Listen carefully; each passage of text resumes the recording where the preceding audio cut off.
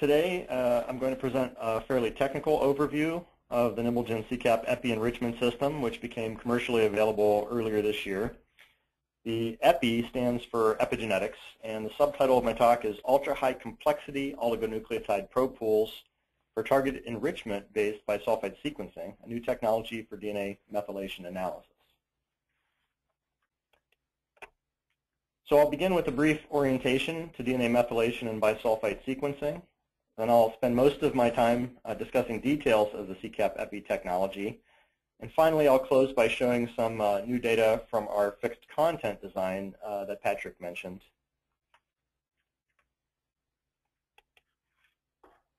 So DNA methylation and bisulfite sequencing. Although many methods are now available for studying DNA methylation, bisulfite mutagenesis is widely considered the gold standard for single-base resolution studies utilizing next-generation sequencing approaches.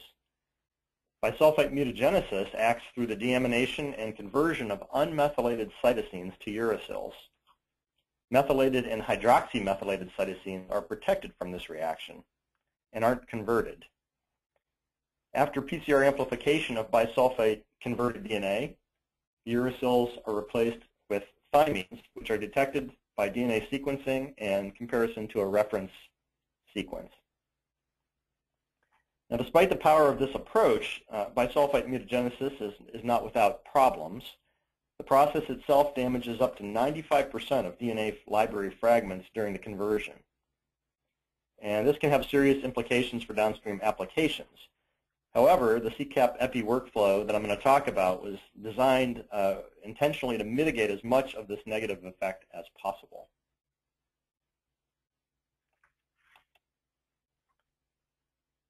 The initial application of bisulfite mutagenesis in the context of next-gen sequencing was for whole genome bisulfite sequencing. And the most prominent early study to utilize this application was published in 2009 by Lister and colleagues. Now, to generate an average read depth of 14 to 15x per strand for two different samples, which equates to approximately 9 gigabase pairs of data per sample, nearly 400 total lanes of Illumina GA2 sequencing were required. With today's sequencing technology, this equates to approximately 3 lanes of a HiSeq 2000 run or a HiSeq 2500 run in high output mode using 2x100 reads.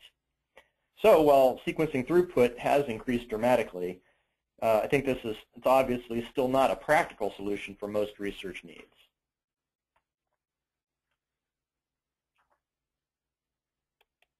And this is where targeted enrichment, or sequence capture, plays its most important role. So sequence capture for enrichment from standard genomic DNA samples was first described in 2006. But the development of an effective technique for DNA methylation analysis faced several additional challenges. First, sequence capture is really intended to enrich the information content from a DNA sample, not just the amount of DNA. Because the bisulfite mutagenesis step damages much of the input sample, there's a high risk that critical information could be lost because of molecular bottlenecks in the workflow, or that impractical amounts of input DNA might be required to offset this effect. Second, the sequence alterations caused by bisulfite DNA treatment result in a doubling of the overall size of the targetable genome, while causing a simultaneous drop in the sequence complexity at the level of individual probes. And this presents numerous challenges to everything from initial assay design to probe manufacture, sensitivity and specificity of the enrichment, and downstream data analysis. SeqCap Epi had to overcome these challenges through innovative probe design and manufacture approaches, and we have a unique workflow that conserves the information content of the input samples while still providing flexible options for custom assay design.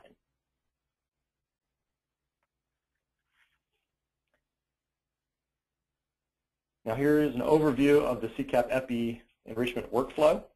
SeqCap Epi fits into any existing next-gen sequencing workflow.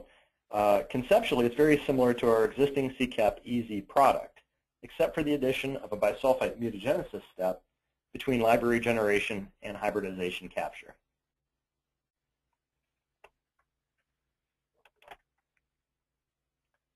Now initially, we considered two alternative workflows for SeqCap Epi.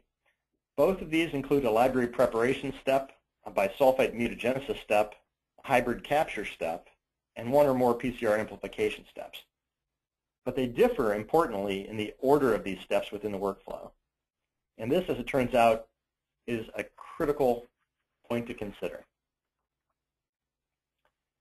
Library preparation, especially the adapter ligation step, bisulfite mutagenesis, and hybrid capture are all steps where significant molecular complexity and information can be lost through inefficiency or selection bias. If you arrange these steps as shown on the right, so that they're all stacked on top of each other, the effects are compounded and the bottleneck is tighter. Less information gets through, and you have to start with more sample DNA to offset this effect.